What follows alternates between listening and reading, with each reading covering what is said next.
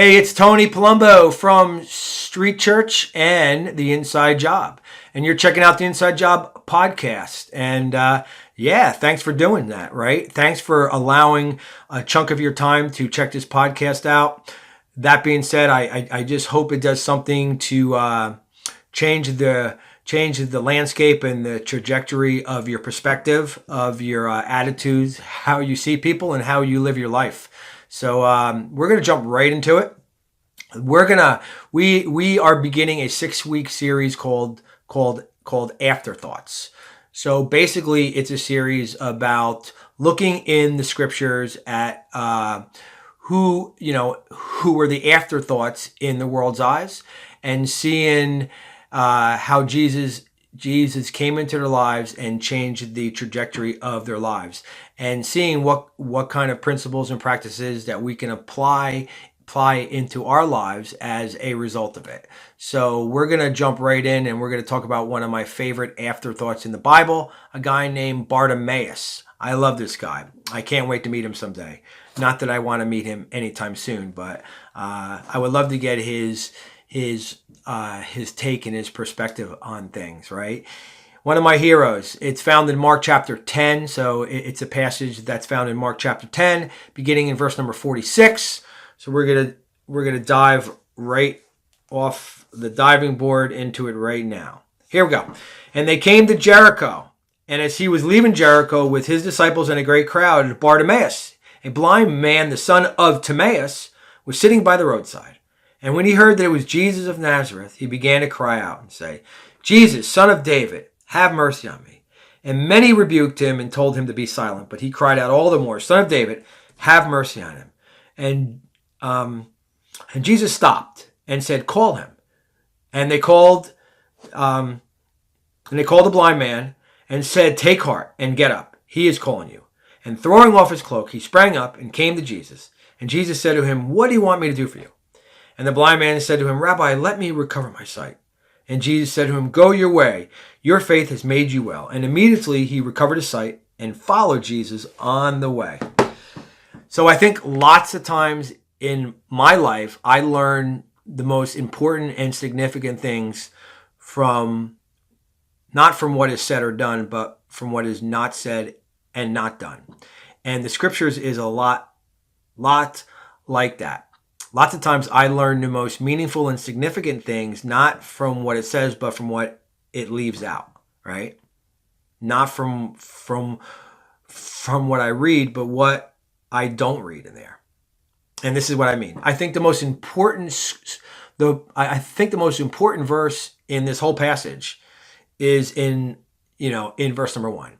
And what makes it so important is not because of what it says, but because of what it leaves out. So check this out. Here it is. And they came to Jericho. And as he was leaving Jericho with his disciples and a great crowd, Bartimaeus, a blind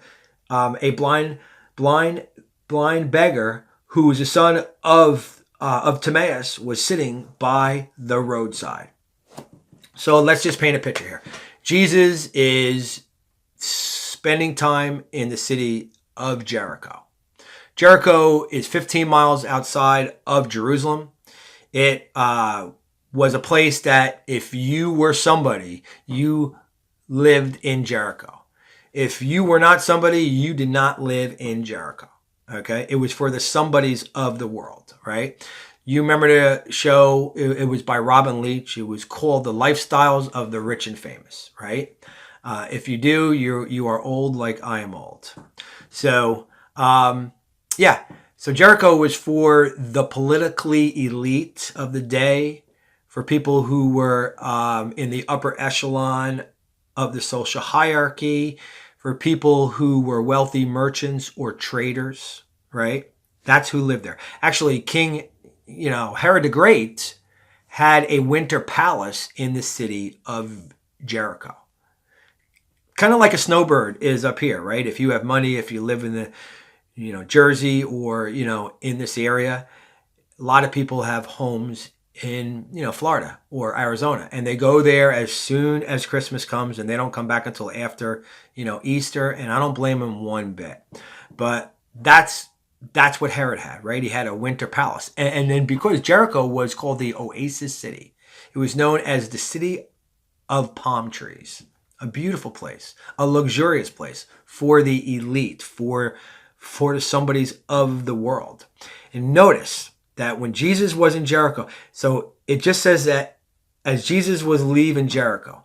But what's so important about that is that it doesn't let us know, it does not tell us about one significant, meaningful, impactful encounter he had with any of the elites or the somebodies of the world. But what it does tell you that on his way out on the road that led out of Jericho, he stumbles upon this guy, this poor blind guy who was a beggar, and that he stops, he has an encounter with him that changes the course of his life.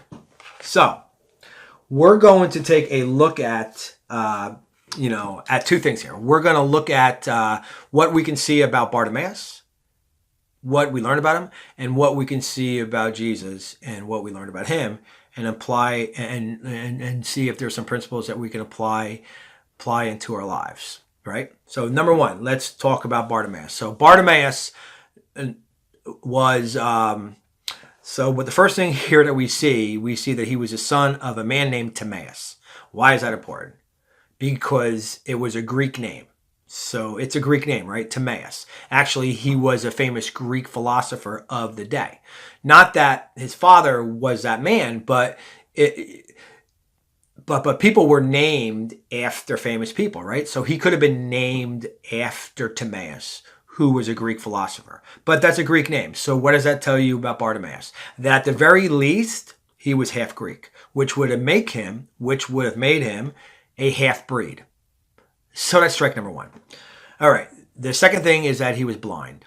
So if you were blind back in the day, it wasn't just as a result of the random, arbitrary nature of a broken, fallen world. It was a result of a direct sin, either in your life or in the life of a family member that was left unchecked. All right? So that's strike number two. He was blind. Number three, he was a beggar. A perfectly legitimate occupation in that culture. It's not against the law like it is now, right? If you're a panhandler now, it should be against the law. I don't see many of them being picked up, but it's against the law now, right? Then it was an acceptable occupation, right? It was a way that you ate and that you made a little bit of an income, okay? But it was acceptable and it was, unacceptable. So what I mean by that was if you were a beggar, it was a neon sign that read, you did not have God's hand or favor upon your life. God was not in your corner. He was not your corner man. His hand was not on your life. So that's strike number three. So right out of the box, this man is a 3-time loser, right? So that's what we see about Bartimaeus. So what do we see about Jesus here? Okay, what do we learn about Jesus? Well, the first thing that we see about Jesus is the first thing that he actually does here. And it's 3 words. 3 small but very significant, important words that change the trajectory of this man's life. In verse number 49, it says this, and Jesus stopped. And Jesus stopped. So Jesus saw a genuine need, a genuine pursuit of him, a genuine desperation, a genuine trust, a genuine faith, and he stopped and he met the need. And what makes it so significant is that he stopped dead in his tracks while he had a throng of people clamoring around him and following him.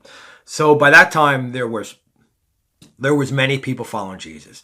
Some were following him as a result of just wanting to catch what Jesus had. Right?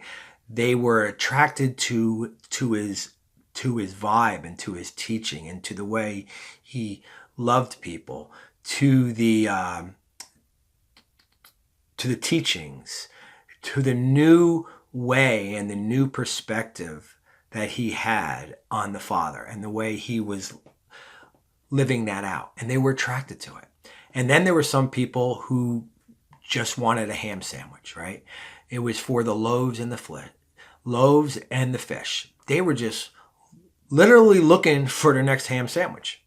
And then there were some people who wanted to see what was the next rabbit that Jesus was going to pull out of a hat, right? Waiting for the next cool miracle to happen. But make no mistake, there were throngs of people who were following Jesus at any given time. So he stopped for one half-breed, poor, blind beggar in the midst of that, and in the midst of his closest friends, compelling him not to stop, actually criticizing this man, chastising him, rebuking him, cursing at him, yelling at him. And in the midst of his closest friends saying that, Jesus stops. A very, very countercultural thing to do, right? He stops. And I wonder how it made the man feel.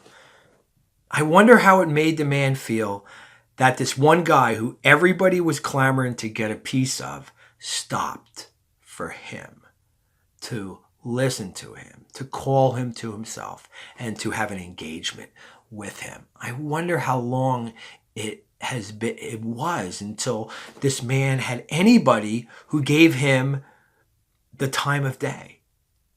I wonder how it made him feel. I think the reason how Jesus knew that this man was sincere and genuine, and that he had a genuine trust and faith and a genuine desperation, I think Jesus might have sensed it. I think Jesus might have known that there was something in the cadence of, Lord, have mercy on me. Lord, have mercy on me. That he sensed. He said, something is different about this man. And in verse number 50, the man proves it, right? In verse number 50, it's a wonderful verse. And this is the man's response after the disciples say, he is calling you. Now, after the disciples let him know that he's calling for him and to go to Jesus, this is how the man responds.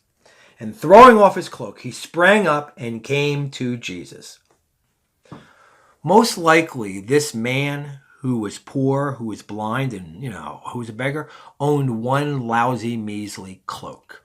And I've never been to Jericho, but I heard it gets cold there at night. And it's probably a good thing to have a coat handy, right? And what does he do? He chucks it aside, not allowing anything to slow his forward momentum, not allowing anything to hinder him from coming to Jesus. He throws it aside, realizing that it's his only cloak, and some other beggar who's in the area is most likely gonna grab it and take it. And even if they don't, the guy's blind. He's probably never gonna find it again. But he throws caution to the wind, and he says to himself, this could be my last opportunity. This could be my last chance I have to meet with Jesus. This is it. I'm not going to let it slip through my fingers. And he stopped, and he came to Jesus, and he threw his cloak. And I think Jesus probably sensed that, and he knew that. So, so think about this. Who could we stop for? Who should we stop for? When everything else is clamoring for our, attention, who could we stop for and meet a need and potentially add value to their life and change the trajectory of their life? Those three simple things, those words are so important. And Jesus stopped. And what makes it so important is when we stop for people, it does this. It adds value unto their lives. Adds value to their lives. And that's what we are created for, right? To add value to people's lives. So next week, we're going to look at a person when she comes into Jesus' life, her life would never be the same. So until then, have a great week, and I'll check you out here next time.